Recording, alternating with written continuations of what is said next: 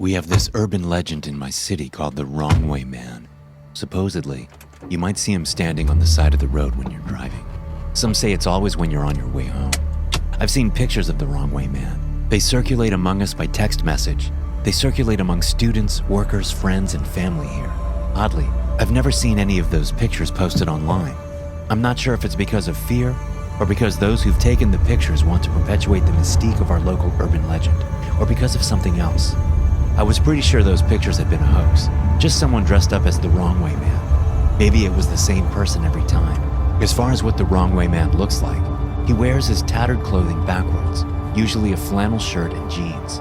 His painted smiling face looks eerily realistic until he turns to the side and you can see it's a smooth surface. It seems that he shaves his hair off, paints a face over the back of his head, and puts a shoulder-length wig on that covers up his real face. Those who I've met who claim to have spotted the Wrong Way Man say they've waited a week before driving home, staying over at a friend's house or a hotel. I've also heard if you see the Wrong Way Man that you need to wait a whole month before going home. The common consensus seems to be if you see him while driving home, don't finish the drive home. Turn around, go somewhere else, and wait for at least a week. I thought it was a bunch of nonsense until my date and I saw the Wrong Way Man when we were driving back to my house from the movies. It was Katie who spotted him. "Slow down," she said. "I think I see that Wrong Way Man you told me about." Katie had only lived in my city for half a year, so in my quest to win her over and be as interesting as possible, I shared with her everything I knew about the Wrong Way Man. Was it just a coincidence that we'd been talking about him a few days before? I had never seen someone dressed as the Wrong Way Man in person. Pictures, sure, but never in person. My foot was shaking as I eased up on the gas. It was dark, nearing midnight, and there were no streetlights. My car's headlights lit him up. On the side of the road, he was facing us. Actually, he had his back to us. That painted face was facing us.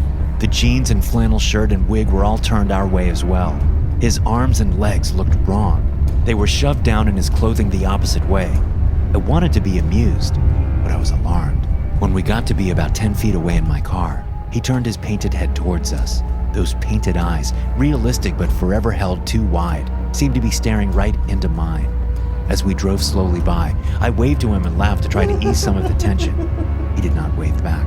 I looked at Katie. She was waving too, but she wasn't laughing. I glanced back in time to see the slick side of that person's shaved, painted head, and the optical illusion of a real face being there was shattered. Shattered, but somehow worse for it. Also, when I peered into the rearview mirror as we increased our distance, I thought I saw something glinting beneath the shoulder-length wig he wore. Then he was gone, lost to the darkness. I picked up speed. He hadn't been walking, but somehow I was worried he would quickly come after us. "So what do we do now?" Katie said. "We can't go to your home or mine." I glanced at her, and soon we both started laughing. "Well," I said, "after tonight we'll be able to tell everyone around that we saw the Wrong Way Man and went immediately home." "I wonder who was pretending to be the Wrong Way Man," Katie said. "I wonder why they were doing it. Do you think we should turn back around and try to talk to them?"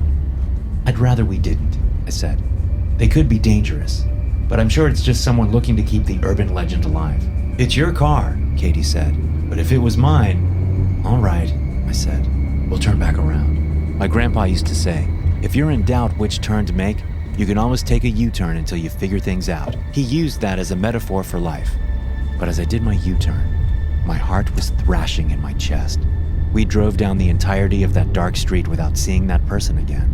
It was a couple of miles long in that direction, so there's no way they could have walked or run the distance so quickly. Katie and I decided that the person dressed as the Wrong Way Man must have left the shoulder of the road for the surrounding woods. The idea of them hiding in the woods as we drove by again made me feel like I had spiders crawling over my flesh. We did another U-turn, and during that whole time, I kept glancing around in case that person jumped at us from out of nowhere.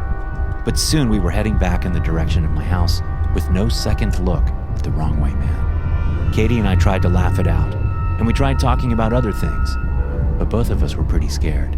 We couldn't stop glancing out the windows or into our side mirrors. We turned into my subdivision, then we turned onto my street, and everything changed. As soon as we turned onto my street, we started to go backwards instead of forwards. "Did you put it in reverse?" Katie said. Her hand was gripping my arm. It was as cold as ice. I stopped the car, Both of us were looking down. The car was in drive. I took my foot off of the brake and put it onto the gas pedal again. The houses, the familiar houses I saw every day when coming home, were moving away from us. Maybe something's wrong with my car, I said. But when I tried driving forward again, I looked at the side and then in the rearview mirror. We were not moving. In front of us, the houses receded every time I put my foot on the gas. But from the side and rear, it appeared that we were standing still. On my street, everything was well lit.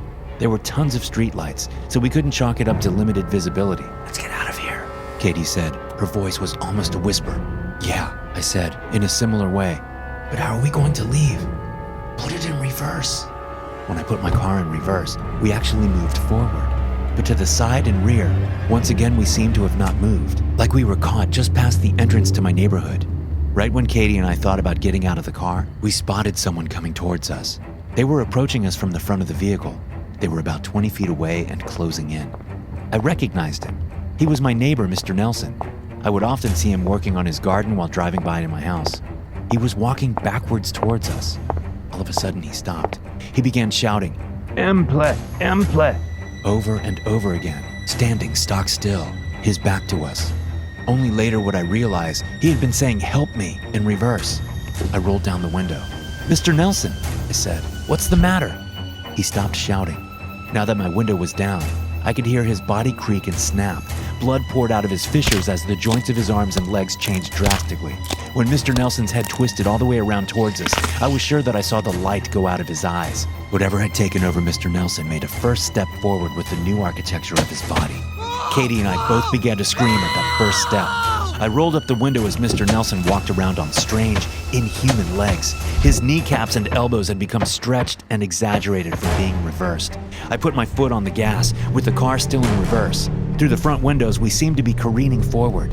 A glance out the sides or in the rear view showed us to still be stationary. We slammed into Mr. Nelson. Blood splattered across the windshield. The car rose and fell as we went over his body. To the sides and rear, there was no indication of the car rising and falling. I did not see a lump appear behind us. I kept my foot on the gas, still going forward, in reverse. I saw a window of a neighbor's house shatter.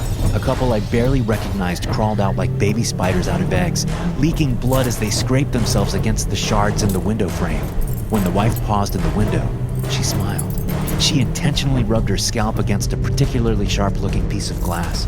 I could see the white of her skull. By then, her husband was already on the ground running towards us. I sped forward. Their house vanished in the sides and rear of the vehicle, which were, again, still stuck near the street's entrance. More people were coming out of their homes. They came out all twisted and broken, damaging themselves further as they exited. They ran towards us on backwards legs, turning their backwards arms. Everything about them was the wrong way. Before long, I found myself slamming on the brakes. "Keep going!" Katie yelled. "They're going to catch up with us!" Ahead, I saw my own driveway. Someone that looked like me was talking to another person with a painted face. The painted face nodded up and down. It nodded like a real face would do. Then I saw the wig shuffle and move seemingly on its own. I realized that the true face under that wig was talking, moving its lips, breathing. The wrong way man was talking to me or someone who looked like me. At the same time, Katie was reaching over me, trying desperately to put her foot on the gas. A couple of twisted pieces of bone and meat collided with the windshield.